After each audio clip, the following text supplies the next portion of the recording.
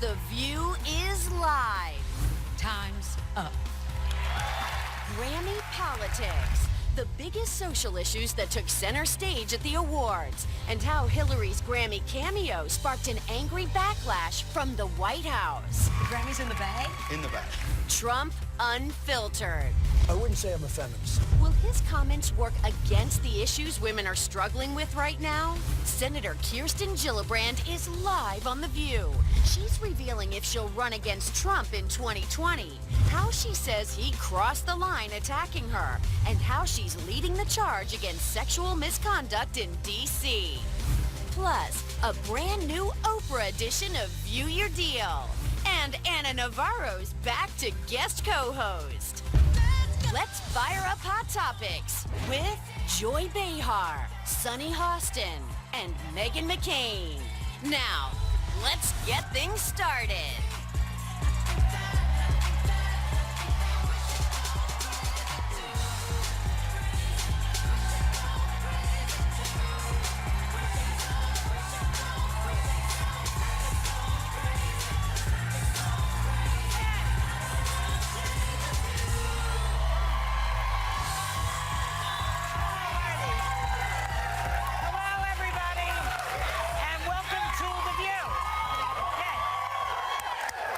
Okay.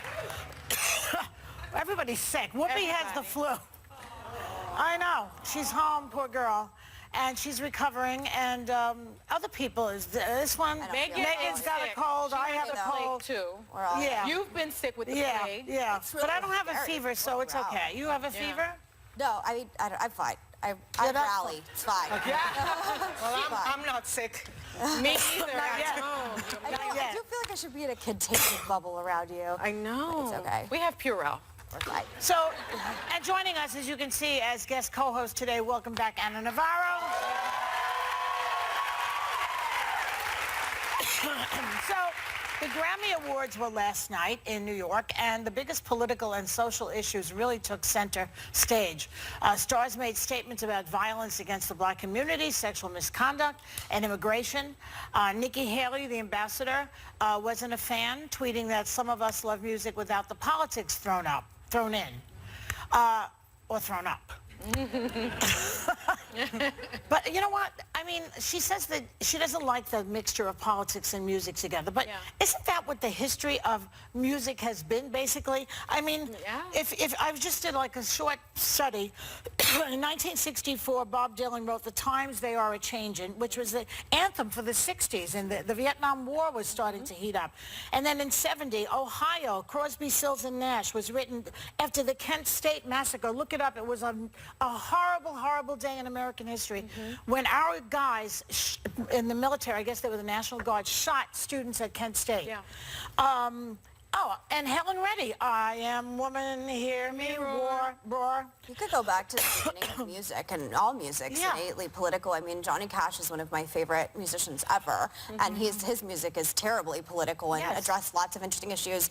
My issue with what Nikki Haley's saying is the reading of Fire and Fury by Hillary Clinton. There's a whisper campaign going on, or whisper rumor mill going on. Can we get to show them the clip before you say it? Yes. Yeah. One of the most politically charged moments was a parody where music stars read for the audiobook of Fire and Fury, remember that? Which featured a surprise guest. Watch, which she gave it away. If Trump was not having his 6:30 dinner with Steve Bannon, then more to his liking, he was in bed by that time with a cheeseburger. I can't believe this. I can't believe that this is how he lives his life. He had a long-time fear of being poisoned. One reason why he liked to eat at McDonald's. Nobody knew he was coming, and the food was safely pre-made. That's it. We've got it. That's the one. You think so? Oh, yeah. The Grammy's in the bag? In the bag. So, I loved it. I especially loved Cardi B's response, which was like, he lives his life like this? And I was like, he does, Cardi B. But, you know... She sounded just like everybody we know. Yes, right? She's from the Bronx. But I thought what was interesting was, you know, the spoof was about the spoken word Grammy, and President Obama has won it twice. Jimmy Carter has won it twice. Has a Grammy. And Whoopi has a Grammy for spoken word as well. So, you know, I I thought it was perfectly tonal. Like I thought Look, it was. It made was, sense. I thought it was funny, right? Yeah. And certainly Donald Trump spends a lot of time tweaking Hillary Clinton and talking about Hillary Clinton, crooked Hillary. So yeah, she can take a jab back. Now, on the Nikki Haley angle, look, she's got a personal beef, and she's got a right to have a personal beef. In a very gossipy book, this guy insinuated that she was having an affair with but we're not up to that topic yet. If somebody said you were having an affair with Donald Trump, you wouldn't think it was a joke. You wouldn't find it funny either. In the book, Fire and Fury, there's an implication that Donald Trump is having an affair. You have to tell them what you're talking about. Having an affair with someone that's close in his administration.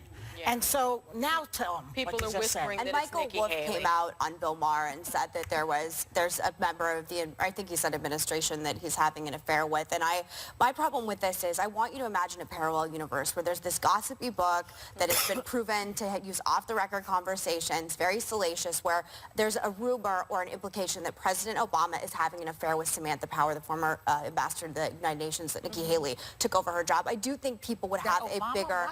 I'm telling you a hypothetical scenario in a parallel universe where President Obama is having an affair with Samantha Power. Right. And then someone goes on television, another politician that ran against him, by father, if you will, and makes a joke on this very book. Right. I think it is tone deaf. I will say that I love Nikki Haley, and she actually came out and she said, I've noticed that if you speak your mind and you're strong about it and you say what you believe, there's a small percentage of people that resent that, and the way that they deal with it is to try and throw arrows, lies or not. And I think that book, me personally, that's the political part of the Grammys I had a problem with. If Obama had been having an affair with anybody, we wouldn't even be talking about it because we'd be reading his obituary and the show would have killed him, you know, after she got him into pieces. Or his impeachment. I will say, I agree with you, Megan, in the sense that why is it that a woman who has been successful, who has had a stellar political career, you know, the implication is the way that she got there was by sleeping her way to the top. And I think that's really offensive given Nikki Haley's record. She's been a stellar politician. She's had such a wonderful career. And I think it's terrible that the other Whisper campaign is about Hope She's Hicks, been an who's a young amazing girl. UN ambassador. To me, one of the most impressive things about it was her? Well, they say it's either Hope Hicks or Nikki Haley. That's the Whisper but Michael Wolf campaign. insinuated that or said it, you know, outright. It's all garbage. Frankly, Nikki Haley has been an outstanding UN ambassador. She has been a voice, a beacon of light on freedom, on issues about Venezuela, Cuba, Syria, without having had any foreign policy background before this. So, you know, I think she's been a star, and I think she's got every right to be pissed. Can I say this, about though? this. Sometimes learning on the job works, I guess, but it doesn't work for him. Yeah. Despacito got robbed last night. Yes. Yes. I love Bruno Mars like everybody else, but can Despacito get one Grammy? Record of the Year, Song of the Year, Pop Duo, you know, performance, nothing? Are you kidding me? All right, I gotta go. We'll be right back. Right? Still ahead, back to reality. Omarosa's moving from the White House to celebrity Big Brother. Will she be spilling tea about Trump while she's on camera 24/7? She stood tall, fearless, at the center of a powerful movement. For a woman like Rose McGowan to say, I'm going to take this medium and I'm going to use it to speak out about the harassment and injustices I have experienced. When she says, help me here, she's saying, it's not just me this is going to happen to. It's happening to all of us. Now tomorrow, Rose McGowan, in her first daytime interview, sits down live with the women of The View. We are strong, we are brave, and we will fight. Don't miss this View, tomorrow on ABC.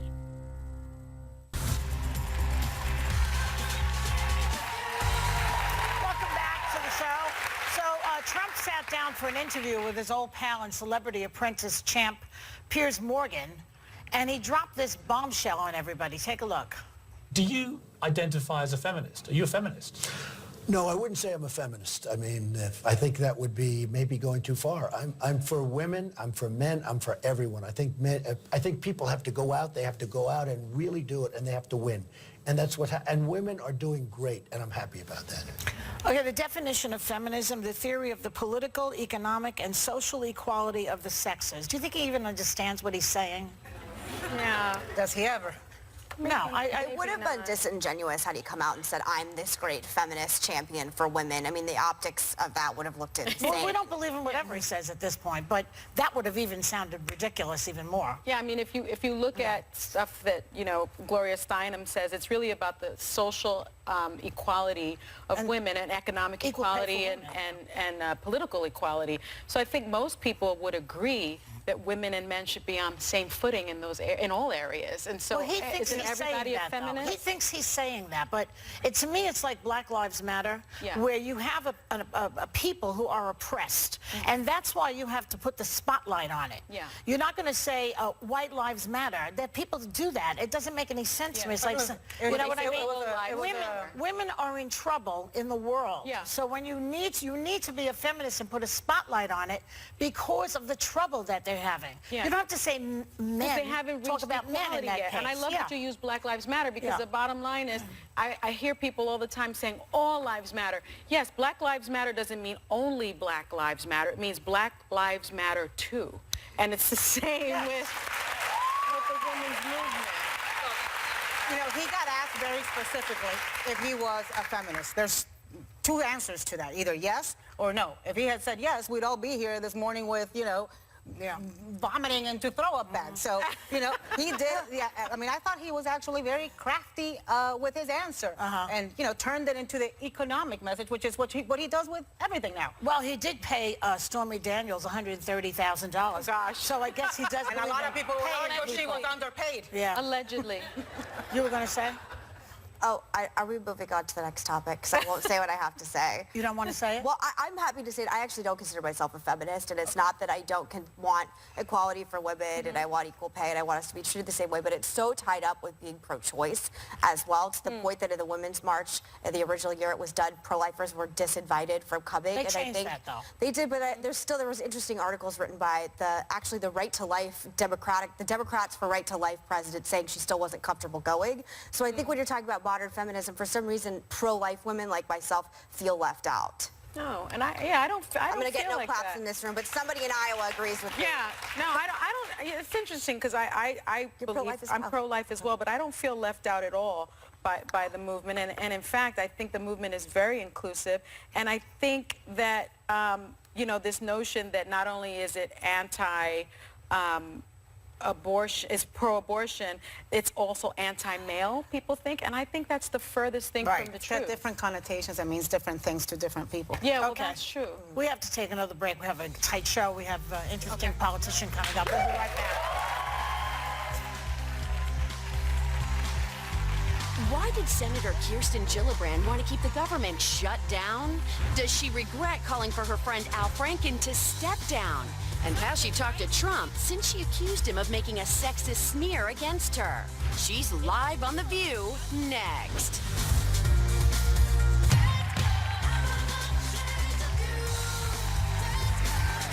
Democratic Senator Kirsten Gillibrand isn't just a potential presidential frontrunner to run against Trump in 2020. So say a lot of people. She's also leading the charge to take on sexual misconduct in D.C. Sounds like she's got her work cut out for her. Please welcome Senator Kirsten Gillibrand. Thank you. Thank you. So, Senator, here's the other big topic that we didn't get to this morning, and that is that there are new sexual assault allegations against Steve Wynn, who is the financial chair in the Republican Party, yes? So he's a big shot. He gives a lot of money to the Republican Party, millions, I'm assuming.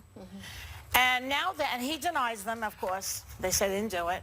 And since the Democrats had to give money back to Weinstein, or they gave it to charity, do you think the Republicans should give that money back? They should. And will they? I don't know. There are multiple allegations of assault and harassment against him. And the near silence is deafening coming from the Republicans. I really believe this should not be about any one party. It should not be partisan. This kind of behavior is not okay. It is not acceptable. We need accountability. And I think the Republicans should show far more leadership than they are today. And they need to speak out and send the money back and hold their own accountable.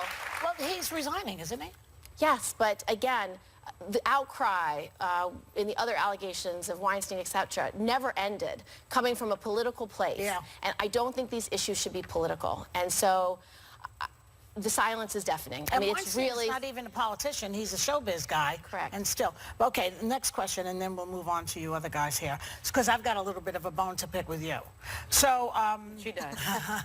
Because I know that you led the charge to get Al Franken to resign from the Senate. I just thought that was unfair to make him an example when the President of the United States has so many allegations of sexual harassment against him, and I don't see him going anywhere.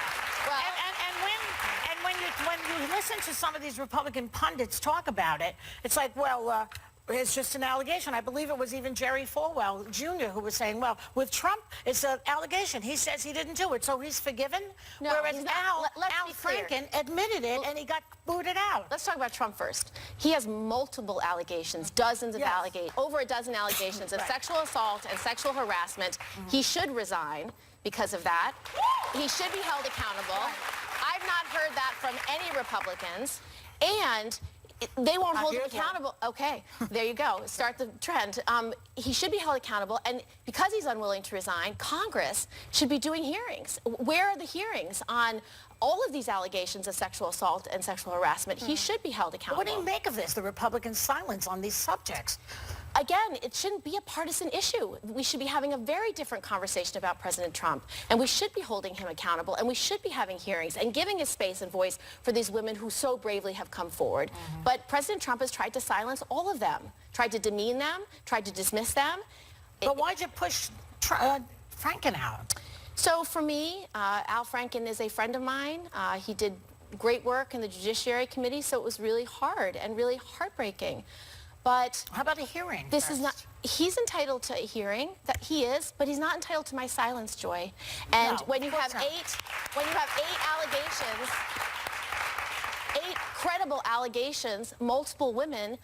I have a 14-year-old son. I have a 9-year-old son. How am I supposed to tell him it's okay to grab a woman here, it's okay to grab a woman here, but it's not okay to grab a woman here? Absolutely not. I'm not going to have that conversation. That is the wrong conversation to be having. Conversation, obviously what was alleged against Al Franken is very different than what's alleged about Steve Wynn, than what's alleged about President Trump. Right. Very different. I understand that what's alleged against Roy Moore. All different. Different gradations. Well, you're giving it an unequal equivalency. No, you're not. Because it's not okay, Joy. It is not okay to grab women without their consent. It's not okay. So why would you want to hold our elected leaders to the lowest standard and not the highest standard? We should be holding all our elected leaders to the higher standard. And I can't be a good mother, and I can't be a good senator if I am silenced just because it's my friend. I You get cannot that. be silenced. I get that. They agree with you. I just think that Trump will never admit it. He's getting away with it. The Republicans are giving him a pass, and we won't. But that's give our Al job, Franken a Joy. pass. We need to keep speaking out. That is our job. Our job is to speak out, to say no to President Trump, to say it's not okay. We want accountability. We want transparency. We want Congress, specifically Republican leaders, to hold the hearings and have that transparency that we don't have today.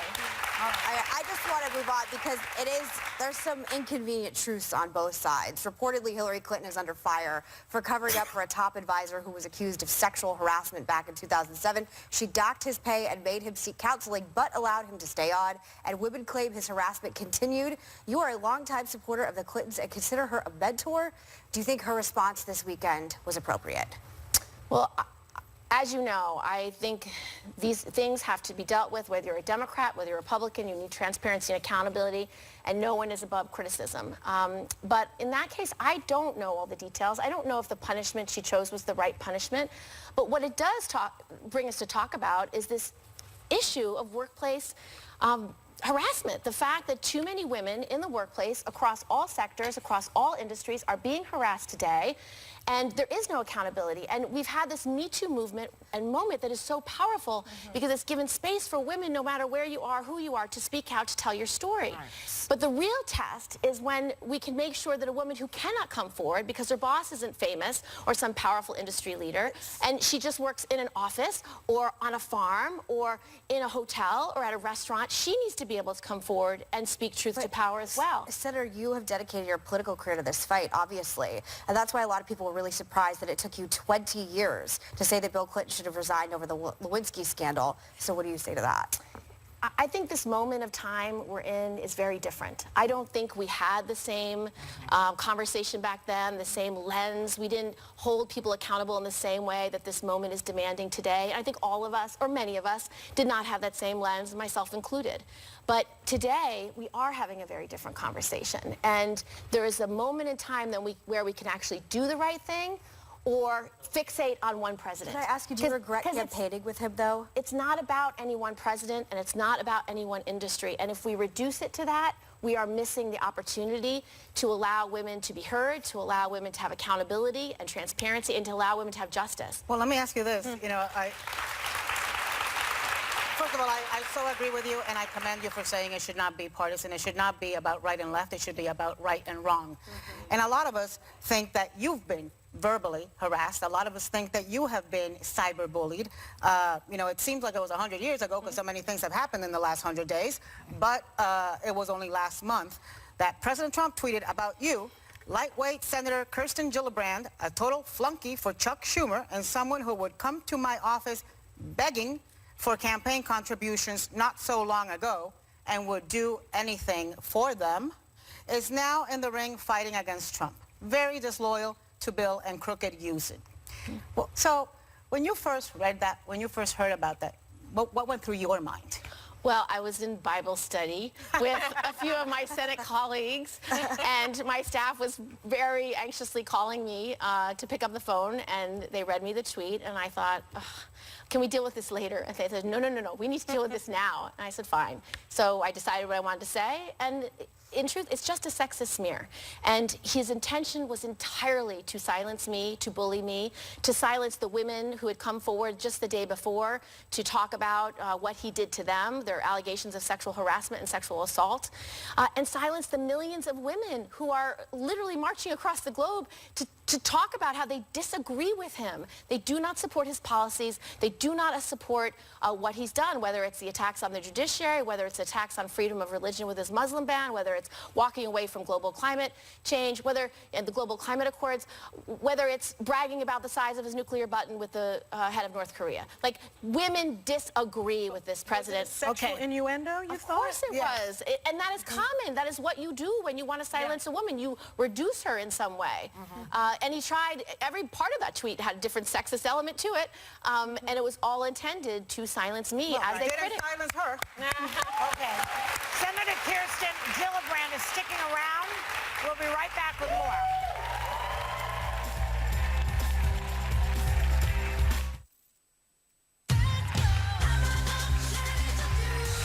We're back with Senator Kirsten Gillibrand. Senator, can we talk immigration? Sure. All right. You were not a fan of Chuck Schumer's decision to end the government shutdown without a DACA deal. And now President Trump has a new proposal on the table, a path to citizenship for dreamers, about 1.8 million dreamers, so more than we thought before, and $25 billion for a wall. Would you vote for that? No, his proposal is going to really end family reunification as we know it. You know, when I look at this issue of our dreamers, these are kids who came to our country with their parents when they were young. They know no other country but the United States as their home. They may not even speak a different language. They love this country. They are college kids. They are serving in our military. They're business owners. They have families. And to rip them apart is contrary to the core values of this nation. Our diversity is our strength. The fact that this was a country founded by immigrants is not lost. This is a country founded by immigrants, and it's what makes our economy grow. It's what makes our communities vibrant. It's certainly at the heart and soul of New York. Do you agree with Nancy Pelosi when she says he wants to make America white again, and that's what this is about? I think a lot of President Trump's rhetoric is racist. And let's be very clear. When someone uses the phrase chained migration, it is intentional in trying to demonize families, literally trying to demonize families and make it a racist slur. It is not right. And so we have to change the debate.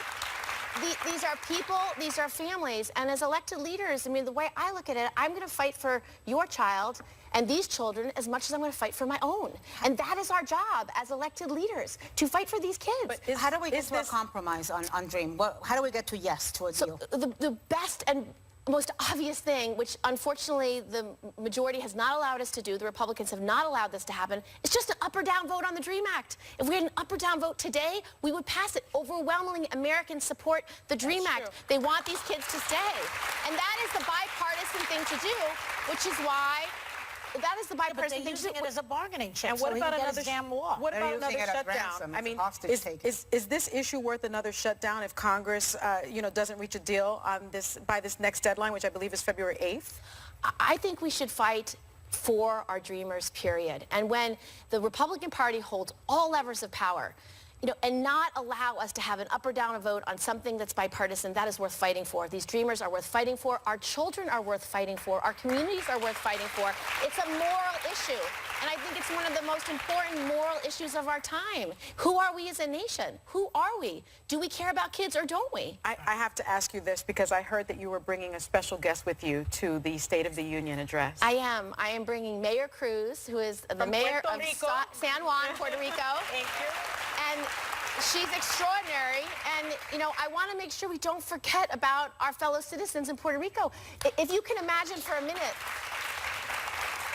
these families in Puerto Rico are going through some of the worst crises ever. They don't have clean water in some places on these islands. They don't have electricity. I was trying to explain to my kids. I said, how would you feel if you had no clean water? You couldn't take a bath. You couldn't take a shower. How would you feel? My kids have a fit if the internet's off. Imagine if you had no electricity, that you couldn't heat or cool your home. You couldn't have a refrigerator.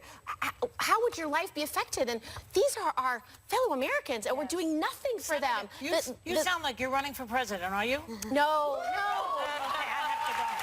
running for Senate, as you know, Joy, and I do hope New Yorkers will allow me to continue to serve. I really value this opportunity to be a voice for them. I can see you in the White House, can't you? Yeah, I see her there. Thanks to Senator Kirsten Gillibrand. We'll be right back.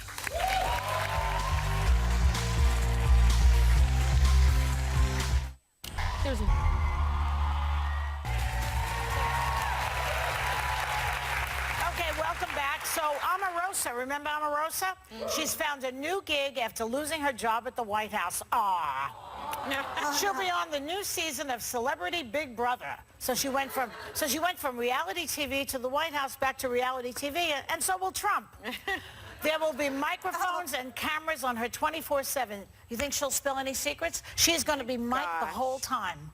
I mean, more than likely, if we're taking bets in Vegas, yeah, she'll probably say something crazy. But this is why it's so important that the team you surround yourself with be entirely loyal and, dedicated to the principle in every way, which is always sort of the most bizarre part of Trump's campaign, was how many campaign managers and staffers he filtered through. It's highly unusual. And I think, more than likely, she's probably going to say something. She wants more media attention. But she also said she heard stuff when she was there. I think maybe racist material, maybe? But how do you go from the White House to Big Brother? Oh, sweetheart, many of us, can I tell you? Many of us would argue that today the White House is a reality show. How do you go from Big Brother to the White House? That's the better question, from the apprentice to the White House. Yeah, right. I think it's just like an interesting place we are as a society because everything is like Black Mirror. It's like everything is a reality show. Everything is fake. And I think when you literally, as you said, have someone who was just recently in a very intense, high-power position in the White House now going on Celebrity Big Brother, if I were in any control of the Trump White House, I would try and stop it as much as possible. What kind of world are we living in? I don't know. We are living, with insanity. But, we have seen Rick Perry, who is today the Secretary of Energy and who was a, governor of a large state and who ran for president. He was on Dancing with the Stars. Didn't do very well, but, he was on Dancing with the Stars. So I think this is part of what we are today in 2018. Frankly, I'd much rather her in a reality show than in a political show. Me too. That's true. Than in the White House. Than in the White House. That was short, but we have to take a break. We'll be right back.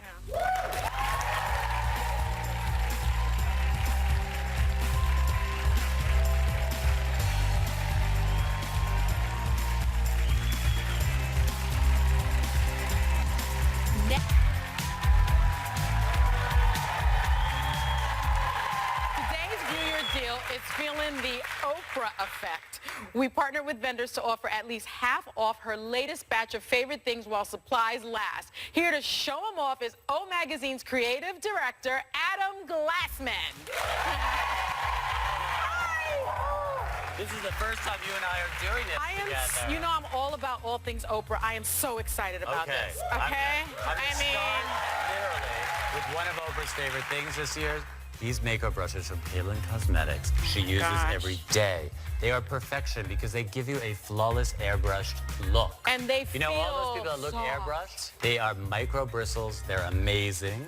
This brush in particular is contoured, so you can just do the side of your neck like this. Feel this. I so need this in my life. I know, everyone does. Whether you're putting on moisturizer, foundation, primer, eye makeup, they are perfect. It's amazing. Literally. It's like a massage on your face. It's amazing. It's amazing. The prices normally are $24.78. Today they're going to be $12 to $39. Oh my God. Making them 50% off. 50% off. I love it. Okay. Okay. This is from the main choice. This is the most perfect hair product and body product. It's for moisture deprived, thick hair. So you know, like, okay, me too. Yes. There's a shampoo, there's a conditioner, there's a hair mask, and there's 2 body products. Wow. Totally incredible. It's called the main choice for a reason, because it leaves your hair silky smooth like a mane. And is it very totally expensive? impressive. It's not very expensive at all. Originally, the prices are from $15 to $20. Today, we're doing 50% off, so $7.50 to $10. Wow. For silky smooth hair from the main choice. And if Oprah loves it, I love it too. We gave it an award. It's fantastic. Okay. This is from Nurse Jamie. She is my go-to person in LA for all things skin. The Kardashians see her, Kate Hudson sees her, Jessica Alba sees her. Really? Go online, you'll find a whole selection. I'm going to show you 3 amazing things. Okay. This is the Beauty Bear pillow.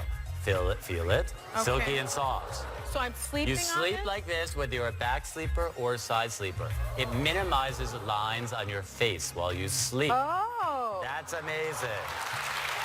Then we have the Kiss Me Twice kit. Okay. This is a little exfoliator. It gently exfoliates your lips. Then you put on the lip balm that has no petroleum in it, and it plumps and hydrates your lips. Wow. That's amazing. And then I'm obsessed with this face mask. Okay. You know, face masks are the hottest rage right now. Yes, they are. And usually you use them and you throw them out. This is reusable. It's made of silicone grade, Oh my gosh. medical grade silicone. You put any lotions and potions you want on. Okay. Then you put this on and you keep it on for 30 minutes and it absorbs all of the products into your skin. Do we not need this? Oh, we need this. Okay. Nurse Jamie is a luxury line. Normally the prices are from $30 to $125. Today they're going to be $15 to $50. That's a savings of up to 60%. Yes. Okay.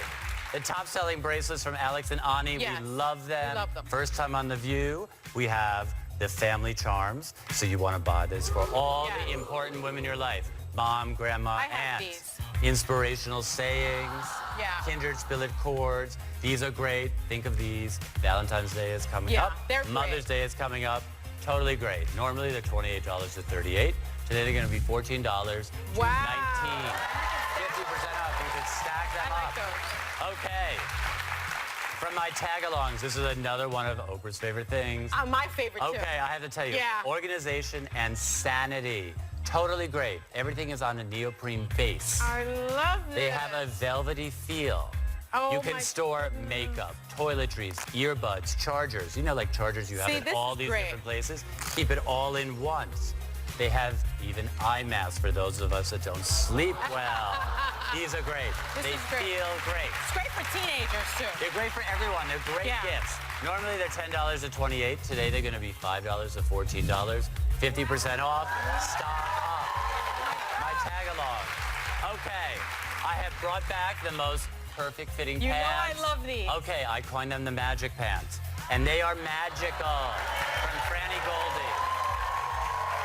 They have no zippers. They have no are buttons. great. I mean, they make everyone look longer and leaner. They really do. This morning I was kind of like, Oh, no, they're this. Now incredible. I'm like, And they're cut a little higher in the back, so when you bend over, nothing spills out. yes, they are fantastic. Oh, no, they're great. They hold you in. There's a lot of structure. I love them. Dress them up, dress them down. Normally, they're $118. Today, we're going to do 50% off at $59. You see, you got it. Magic pants. So good. Well, our thanks to Adam Glassman. The clock is ticking, people. You have 24 hours to grab any of these exclusive deals at viewyourdeal.com. Guess what? Members of our audience are going home with gifts from Kaylin Cosmetics and my tag-alongs and a copy of O Magazine.